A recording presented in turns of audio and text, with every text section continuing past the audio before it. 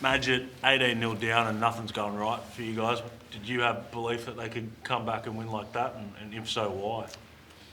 Believe it or not, I actually did.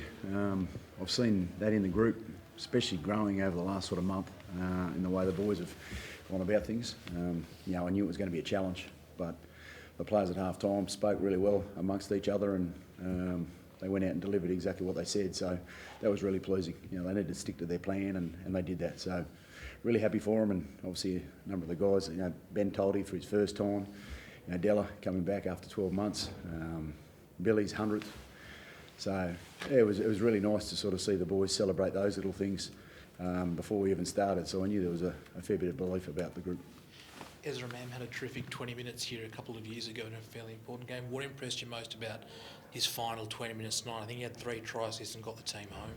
Yeah, well, I think the way Reno and Ezra coming together, they're starting to really grow again together. I know they've played a fair bit, but just watching them go about their game, that's what's probably impressed me.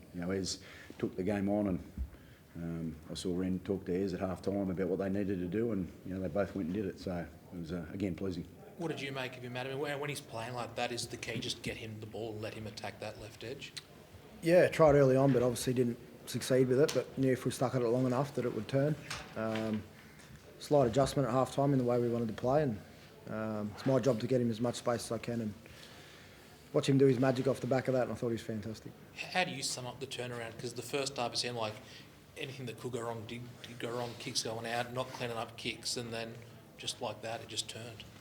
I was a big part of that. Well, it was going pretty bad. It wasn't my best night, but Newford just stuck at it. Like Madge said, there was plenty of belief at half-time, and we could turn it around.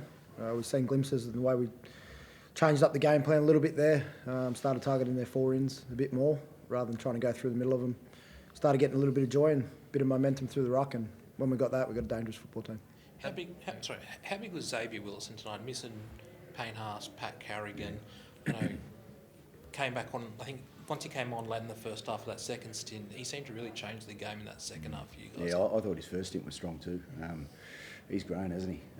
It's been really great to watch his development, and obviously without our bigger boys around, he took ownership of that. I was again pleased for how he went about his game. He's growing, and he's got so much more in him too, which is exciting. What about Billy Walters, Madge? How much is he kind of changing games for you at the moment? Yeah, well, he's coming on and he's speeding things up and trying to pick the right time for him to come in and find that little bit of fatigue. It's allowing him to jump out and do the things he's been doing, like score another try. And he's been great for us. And he's been patient too. You're trying to roll your subs the right way, and we wanted to get Xavier back out there at the back end of the first half, just with sort of the size of our pack. X went out and did a good job, and then Billy was patient enough, and he knew he was going to get his turn, and when he did, he took it. Adam, how big is the difference in the belief in this team at the moment, though? Because obviously 2 weeks ago as well, you pulled off a very similar comeback against the Sharks. Compared that with maybe a couple of weeks earlier where things were how big is the difference in that belief? We've had the belief the whole year. Just at times that we weren't playing good footy. We looked at things that we weren't doing too well in those weeks that you spoke about. We've got back to training. The coaches have been fantastic in the way they prep us, and it was about us, trying to find what was going to work for us out in the field. And once it clicked, we knew we had a footy team here, and it's just about us playing our brand of football and believing in it. But we all believe in it. Madge, what did you make of Selen Koroibete? Did you talk to him at half-time? He obviously had a bit of an off first half, but responded well in the second half like the team did. Yeah. Did you talk to him? Yeah, I think our first half was probably described like you said. It was a tough first half and things weren't going well. Once Sally put his head down and started to run, he started to terrorise, obviously, what was in front of him. So he had a good second half. And the first half, as you said, it was everything went against us. But to see the boys at half time, like Selwyn, come together and they went out and got the job done. And it's an 80-minute game, and that's exactly what the boys did.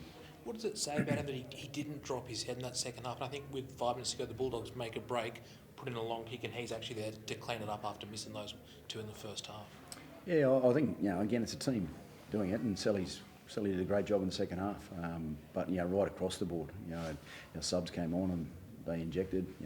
KB Hetherington came on and got up the back of the ruck, and Billy came on and did what he did. So, Sally did his job. It's good to see.